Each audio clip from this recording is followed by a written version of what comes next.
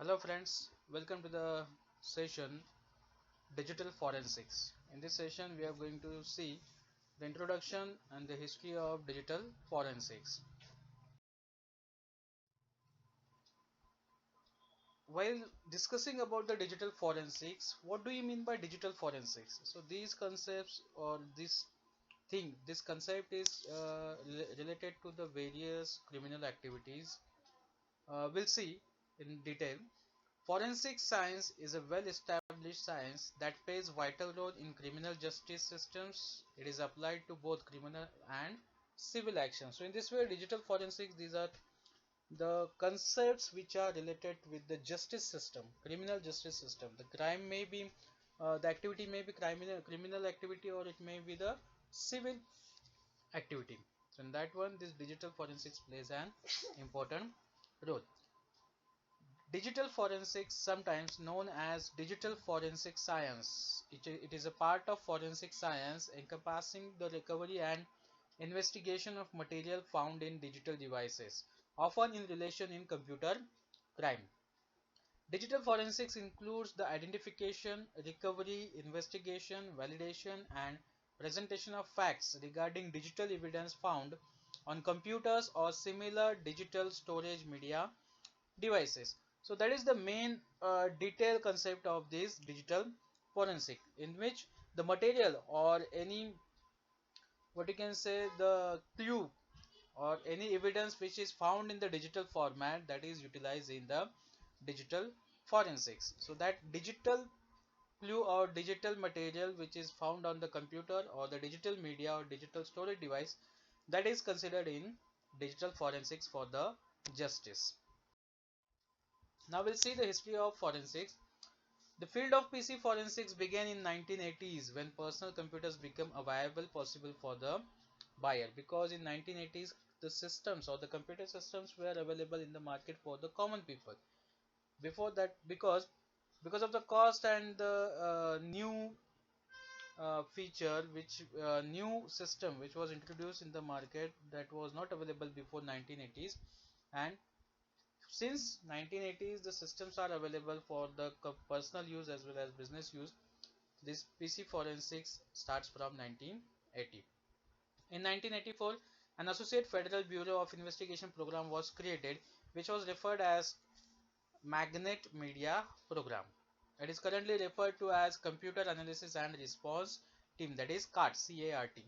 Michael Anderson, the father of computer forensics, came into limelight during this period. International Organization on Computer Evidence, IOCE, was formed in 1995. In 1997, the great countries declared that law enforcement personnel should be trained and equipped to deal with sophisticated crimes. In 98, Interpol Forensic Science Symposium was apprehended. That means it was introduced in the 1998 Interpol Forensic Science. In 1999, the FBI CART case load goes beyond 2000 case, examining the 17 terabyte of information. Now we consider or we discuss about the storage of the hard disks in TVs. Nowadays 1 TB or 2 TB, but in 1999 the FBI card was loaded up to 17 terabyte of the information related to the various activities. In 2000, the first FBI regional computer forensic laboratory was recognized, and in 2003 the FBI card case load exceeds 6500 cases, that is giving 782 terabytes of information. So you can see that this amount of information, it was loaded into the FBI card earlier in the years 1999 and 2003, which is counted in 17 terabytes and 782 terabytes. So that is the history of forensics, as it is started from 1980s and up to 2003. There was much more amount related to the forensic activity.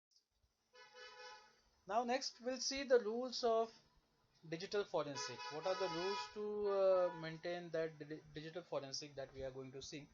While performing the digital forensic investigation, the investigator should follow the given rules. That means what? This forensic process is taken out under the investigation for various cases where criminal activities or criminal action, these digital forensic investigation is used to take place. And to perform this investigation, that particular investigator or the team of investigation, they have to follow some specific rules. Those rules are: an examination should never be performed on the original media. A copy is made onto forensically sterile media. New media should always be used if available. The copy of the evidence must be an exact bit by bit copy. That means whatever the investigation you need to perform, whatever the examination you need to perform, that you have to perform on the copy of the original media. No any examination should be performed on the original information which is found on the storage device or which is found on the digital media. The copy of evidence must be an exact bit by bit copy. The computer and the data on it must be protected during the acquisition of the media to ensure that the data is not modified. The examination must be conducted in such a way as to prevent any type of modification of the evidence. That means what? First thing, the basic rule in this one is to keep the original information, keep the original data as it is, make the copy and do the examination on that one, and later on do not modify the given information or given data which is found on the digital medium. The chain of custody of all evidence must be clearly maintained to provide an audit log of whom might have accessed the evidence and at what time. The chain of custody is nothing but the log, or you can say the record kept for the issue and submission of the various information and various uh, evidences by various different persons.